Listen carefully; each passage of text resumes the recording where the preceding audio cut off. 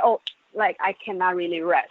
My mind cannot really rest because I feel like when I sit there not learning anything, I feel stressed. So that also seriously affect a part of my life, to be honest.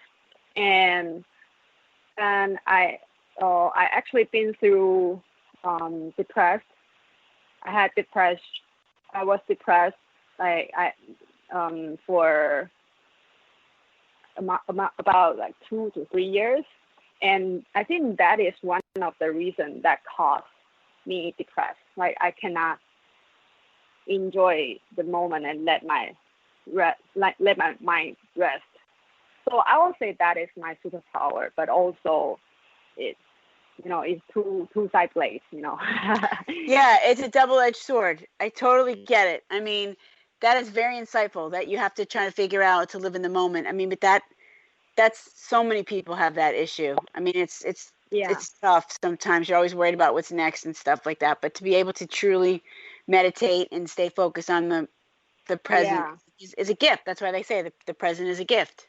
Yeah.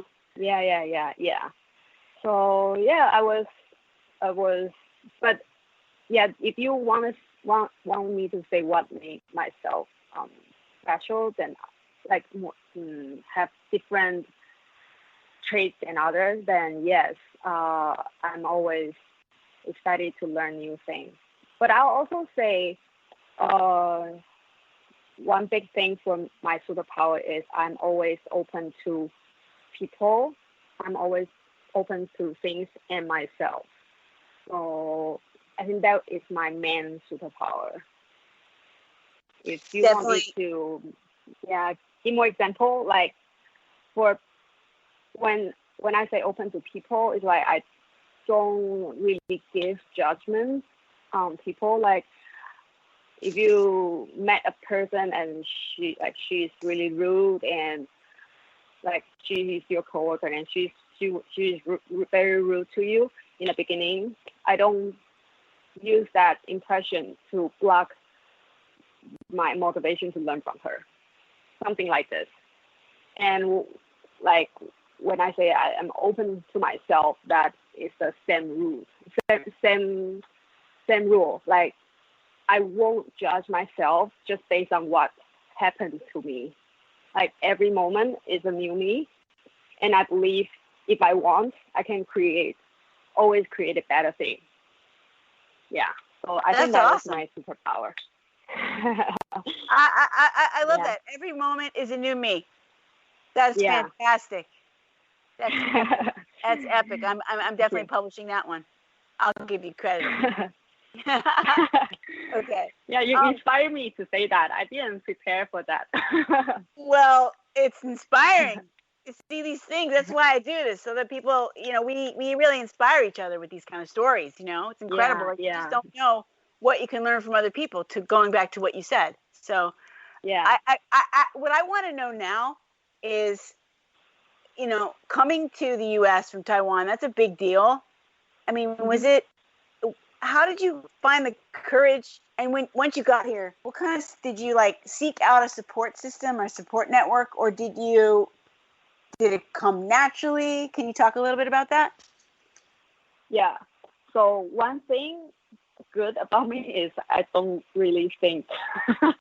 I don't really think through. Like I didn't think like what difficulty I will face when I get here, or I mean I think a little bit, but if I think that if I know that like I can eat for three meals a day and I have a place to stay, then I'll be fine. And plus, so I think sometimes thinking too much, like thinking about the things that is too far away, or that might be follow the plan, that I think it just will block your motivation to do things. So I tend to not thinking about it. And other than that, I was lucky that I have a friend who study in like the same program as me in college. She was studying here, and she happened to move to New York, and then we were gonna live together. So I know that if I have any issue or questions, I can ask her. And also now social media is very give you a lot of convenience. Like there's a lot of groups. Those groups are for Taiwanese students, or especially for Taiwanese students at NYU, and from those groups you can easily find resources. So it's comparatively very easy for us to come to New York to study compared to like our parents' generation. So I always admire them, like how did they come here without Google Maps and Facebook? How did they survive? Yeah, no, you're absolutely right. Like, I tell my son when he's driving, like, you got to learn how to read a map. He looks at me like I'm crazy. No, I don't. I have Google Maps. You guys are genius. Yeah. I didn't know how to do that right now. Different times. Yeah, different times you adapt, right? It's all about adapt. That's what you have to do. So, yeah. All right. So I want to ask you, if you could give one piece of advice to young women still in college, what would that be? Firstly, of course, everybody say that, like knowing what you are doing, but I know that's hard. So I will say either take a seriously internship or take a gap year to see the world. And by doing that, you will know at least a little bit more about what you are doing.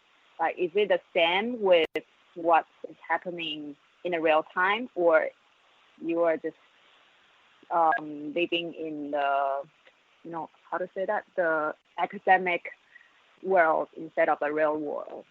And if you are not really interested about all the school work, I think that is fine. Like you don't need to deny yourself by that. But as I said, you can travel to see what is this world going on, like how can you serve the world, like what is the world needed from you, so you can find your passion and then working on it. And again, if you still can't find it, I think it's totally fine. Like a lot of people is like that, and just do what you have to do.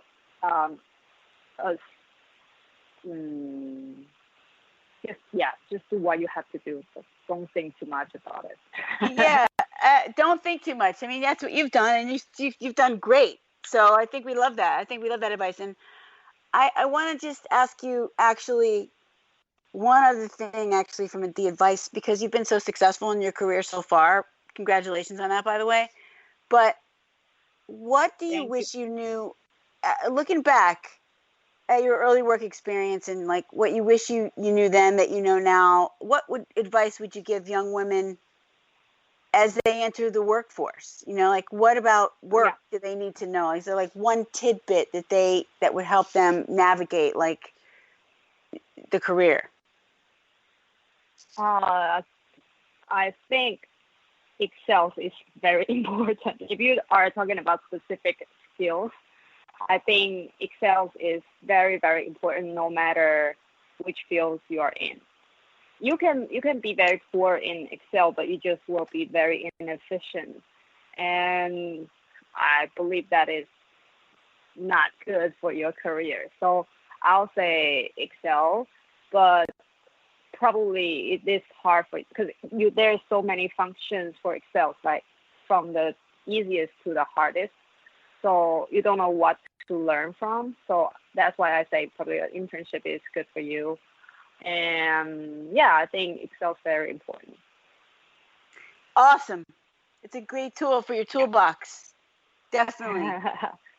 So we have to wrap up, Aisha, but I just want to thank you so much for, taking the time to share your story, because it's so cool and so helpful. Thank you so much for having me. I love your perspective. It's just so fresh, so fresh. Thank you. Thank you. What if our listeners want to get in touch with you or connect with you, what's the best way for them to do that? You can search my name in Facebook. Just search AISHA WU. I think I will come up. Okay. Will do. Yeah, or you can email me, like celery000@gmail.com. That's my email. Okay, Miss Celery Salad. Yep. Do that. We'll do that. Okay. Thank you so much, girlfriend. All right. Have a good one. Take care. Night. Good night. You too. Bye. All right, listeners. That's a wrap with Miss AISHA WU. We are super excited to bring Taiwan to the U.S. So thank her for being with us. Thanks you guys for listening to the Hero Whispers once again. Until next week, get out there and slay those dragons.